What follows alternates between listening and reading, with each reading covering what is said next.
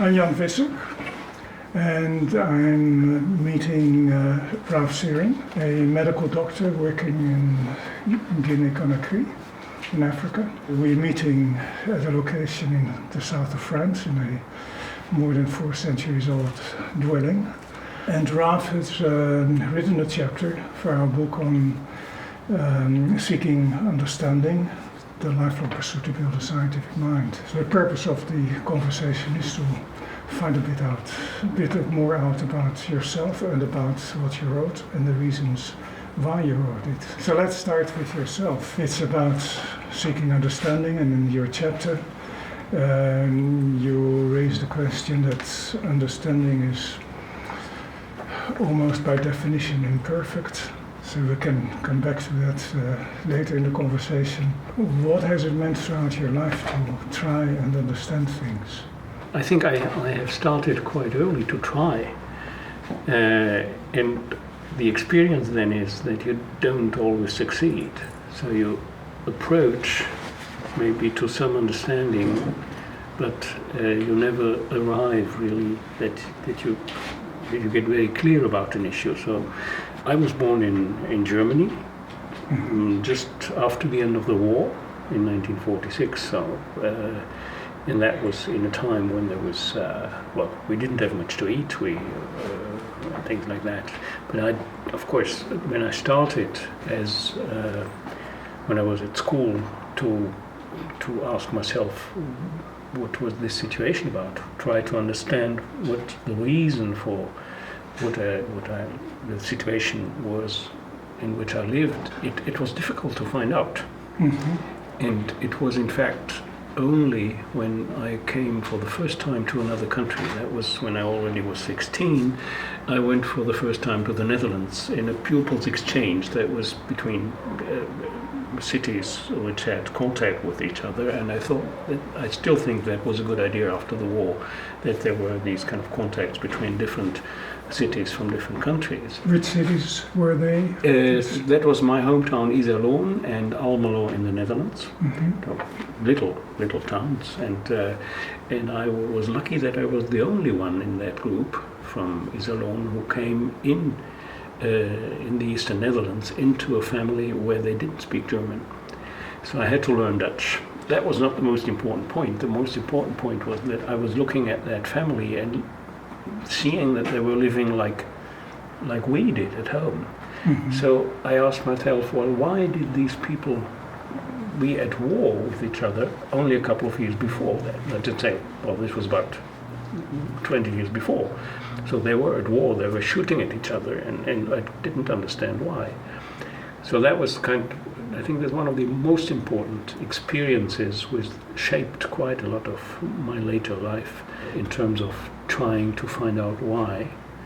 And still the experience that you never really find out. Mm-hmm. You can approach to meaning. Meaning is something you create. It's not something which is objectively there. And so you can approach to something which makes sense to you, and maybe to other people it's different. So it's not... Mm-hmm. What I learned quite early, I think, is that I wouldn't say there is a certain statement about a situation which is definitely true, and all the other statements are false. But there are different truths also. Mm-hmm. That's right, yeah. For your chapter, you chose to write it in a format that simulates the St. Anton variations by James Brahms, a musical format. Why did you choose that? I think first of all is I like that music. It's just beautiful, and I like to listen to it. And then I was looking for a form that might enable me to present it in terms of variations. The idea was, and I'm not really sure that I succeeded really to put that into practice, but the idea was trying to approach meaning, trying to approach understanding should go through a number of attempts which in fact are variations on the same theme. Mm-hmm. So there are a lot of different possibilities to do that, and a lot of music which is about variations. But that came then to my mind. It's not too long. It's kind of, and it was in fact the attempt to do variations about one same issue, but looking at it from different angles, from these different angles approaching understanding. So for the theme, what are the main issues that you introduced into the composition that you wanted to vary around? It is the issue of healing, and as I am a medical doctor, I have to do with healing. That's what I try to do, and there are many different people in different contexts who try to do it in another way. You're saying healing does not mean the same thing for everyone. Right. In the sense of who the person who is healed and the person who is healing from both sides. So it is different in different contexts. Now, there is on the one hand, and that's my experience, and I think this is quite known, it's nothing new, that our sometimes called Western medical system claims universal validity. Kind of a medical doctor who has gone through university and learned this type of medical approaches assumes most of the time that his approach is the correct one and the only correct one, and that other approaches are not effective or whatever. Now this has changed in a way after, let's say, about 100 years ago, when the concept of psychosomatic disease was introduced.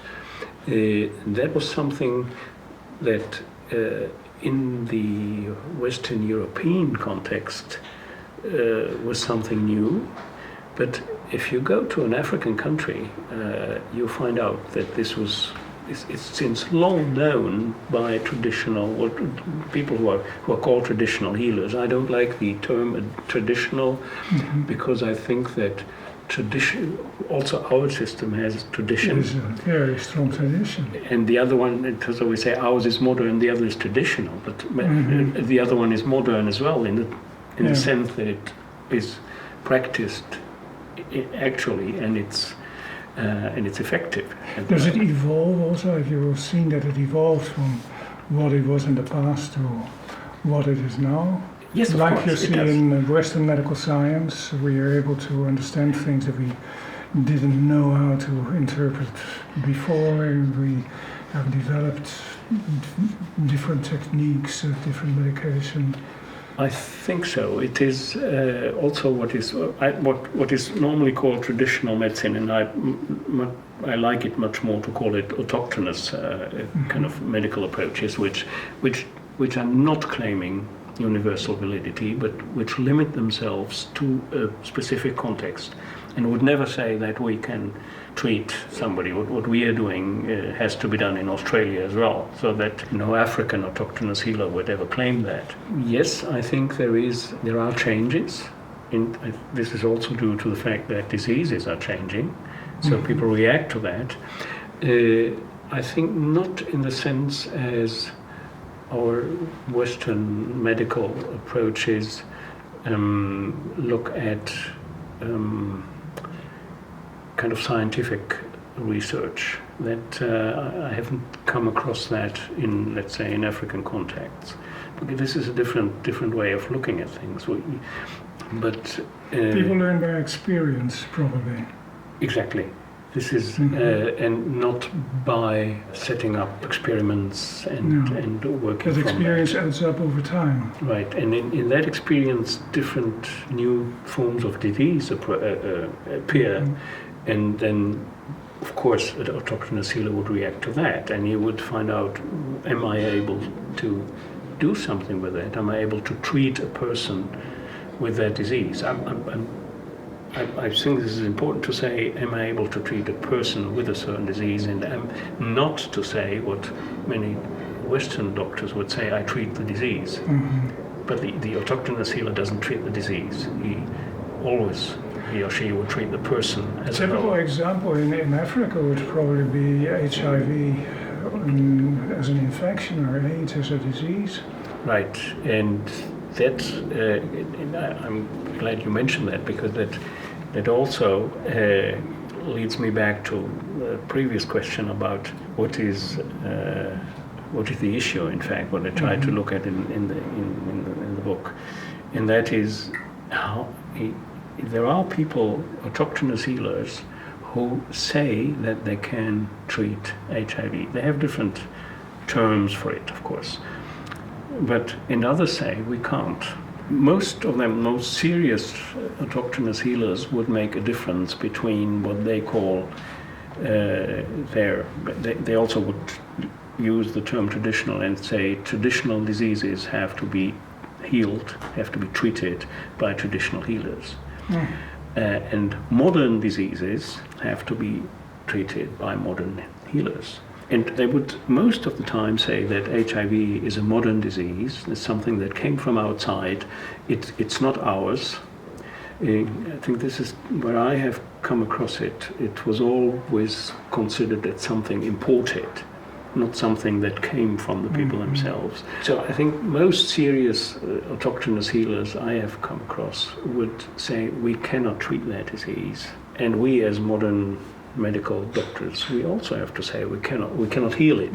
We can treat it, but we cannot heal it. So we're talking about HIV and AIDS in Africa and how the Western medical world reacts to it and the autochthonous world reacts to it. Right. So perhaps you could explain the difference and describe the difference. You can't explain it. Well, I think there is the first thing which seems important to me is that there is a big similarity in both these approaches. The autochthonous and the so-called Western medical approach both cannot heal that syndrome. And I think this is an important starting point if you look at the different ways to deal with it. If you know that you cannot heal it, but you can treat people, you can contribute to that their life can be better, that they are no longer under the threat of dying from it. So we have come to that point, and that's certainly something which is important. But healing, in the sense you use the word, would mean making it go away. Right. Whereas, say, if you take it as a literal meaning, it would be making someone whole. And even if one is perfect, you could still reach that stage. It's true, but you still can transmit it. Yeah. So the point, the difficulty is we can in our medical system, we can heal it in a way that the person who is infected doesn't feel much of it. Although, what I have learned from many people who are under antiretroviral treatment, there are so many side effects which are sometimes not considered sufficiently seriously. They have pain, they have a lot of effects which are there, which are not from the disease but from the treatment. So I'm not sure whether we even if we would use a healing concept like you propose, that we say making somebody whole, and do we do that as if the disease as such, the syndrome as such, is no longer felt. Right. But the medical intervention subtracts something from your quality of life. The autochthonous healer, most of the autochthonous healers I've come across would say we cannot treat that, we cannot even treat that disease. Now, what they can, and this is something very, very important, they cannot treat the virus because they are not able, they would not even consider the virus as something real. But they can treat in a spiritual way a lot of things surrounding that. So the autochthonous healer is not interested in the virus. He is not interested in bacteria, because this is something like a very superficial way of seeing, looking at things. A autochthonous healer would ask, why is the person who comes to me in the condition which makes him come. I think what we need to find out in dealing with these different medical approaches is what is the strength and what is the weakness of one and the other. And I think there are many arguments for saying that people, protagonists of both, should work together, because everybody has to contribute something to a person feeling better. Mm-hmm.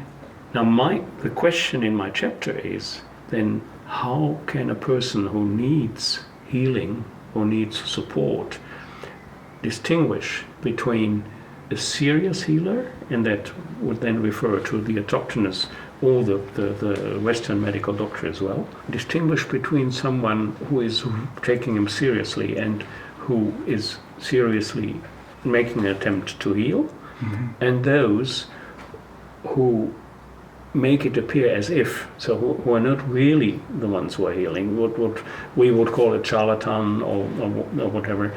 In some systems, les charlatans in Guinea-Conakry, where I'm at the moment working, is not the same thing. It's just a speciality of an autochthonous healer. But so how can we distinguish between someone whom we can trust in terms of healing and someone whom we can't? And I am in the chapter, I'm trying to create an analogy between healers and writers, authors of books. So, because there is a story about Guinea-Bissau and somebody saying, well, my scars tell what has happened, the books tell me why, and that's why I want to read. Now, that is a statement which is really impressive, which we would all admire probably, but then we know that not all books are good books. So there are a lot of mm-hmm. books which do not explain, but mislead by doing as if they would explain something. And the same thing can happen in healing and in medicine, that people would claim that they heal, but in reality they don't. They are after the money or they are after something else. Now, what are the criteria to distinguish between someone who seriously makes an attempt to heal mm-hmm. and those who only claim that capacity and do not have it, and maybe not even have the attention to do it? So what's the answer? I don't know. And that I think is why I'm saying I have to approach understanding. I think there are some elements which you can say they need to be there if someone is serious. And mm-hmm. what I am saying is one thing is I trust much more a person who would take the context into account, who would not look at me and say, well, my approach is the only correct one and that is valid all over the world, but to look at something which is true here in the south of France. If someone comes to you with an illness, that may not be true in Southern Africa or in Tasmania or whatever. Mm-hmm. So I think this is one point which is important. Another point is, does the person whom you go to for healing, does he or she listen to you? Is that a person who is curious about what your condition is? And very often this is not the case. People think they already know, and they're not curious about your specific mm-hmm. Condition. So I think this curiosity is something which is very important. And finally, I think another criterion is sympathy. If you feel sympathy with a person who comes to you, who is ill, then you have a condition to maybe contribute to his well-being, his or her well-being. And that's something which I found in the clinical diary by Sandor Ferenczi, who was a friend of Sigmund Freud's, who wrote this diary in 1932, and he says there is no healing without sympathy. with between the doctor and the So it's a patient. necessary condition. Right, but these are it's kind of, as I say, these are approaches. This is trying to come closer to an understanding. I don't have the answer for how to distinguish. What drove you to become a medical doctor? I've been a teacher before that, and I have studied theology before that, before even becoming a teacher, and then I studied a bit of social science to become a teacher in vocational schools. And there was a moment when I thought, well, I'm always talking to pupils and telling them things, and I want to learn something real, something practical. When I was teaching in issues which didn't seem very real, which were kind of talking all the time, and I thought I want to learn something practical. So I might have chosen something else, but it seemed to be interesting to do medicine. And there was one other element to that. At the time I was very much working in solidarity groups with liberation movements in Africa. And I always wanted to find out what is that about? What is liberation? And how is that put into practice? And why it was then medicine was I wanted to know what this kind of liberation struggle really was. Because I found it so interesting that there were organizations saying they are liberating themselves, but not only themselves, also others. So how do we do that? And of course I hadn't anything to offer with my theological and sociological studies, and I thought, well, with medical studies I maybe can offer something. So that was part of the motivation when I chose that part. You're somewhat critical in your chapter about a thing called development aid. Of course, I think there is no other way than to be critical about it. It's starting from the term development, it's also claiming something which is not context related. We try to say, well, we contribute to development, and what development is being determined by those who are rich enough to give that aid, which is, by the way, no longer called aid, it's now called cooperation, which is, but without any difference. There is no real cooperation. It's the attitude is still the same. Right. So the is still someone who has something, and another part who does not have something, and so this is kind of a transfer of techniques, of money, of whatever, and what then is considered development is defined. And people who are in African villages have never been asked what they consider development. So they are supposed to be kind of backwards. They are supposed to be underdeveloped. There is a nice book by Walter Rodney who the title is How Europe Underdeveloped Africa. So underdevelopment cannot just be seen as something which has been staying behind. It's something which has been actively developed, in a sense. Underdevelopment has been developed by those who came from outside. Now, I'm not saying that there is by people who go, for example, from Europe to Africa, they never do anything good. That would not be correct.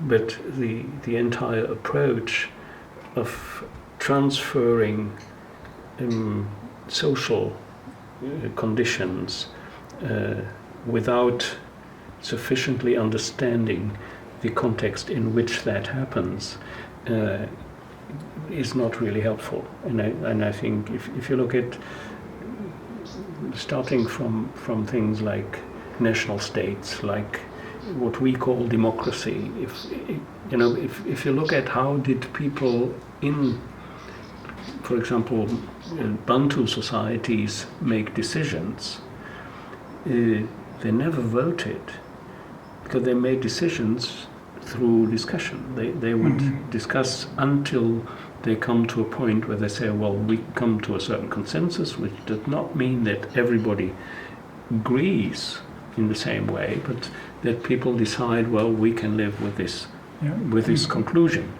and then they make decisions. And if you go to them and say, well, now you have to vote every 5 or every 4 years, they just wouldn't understand that.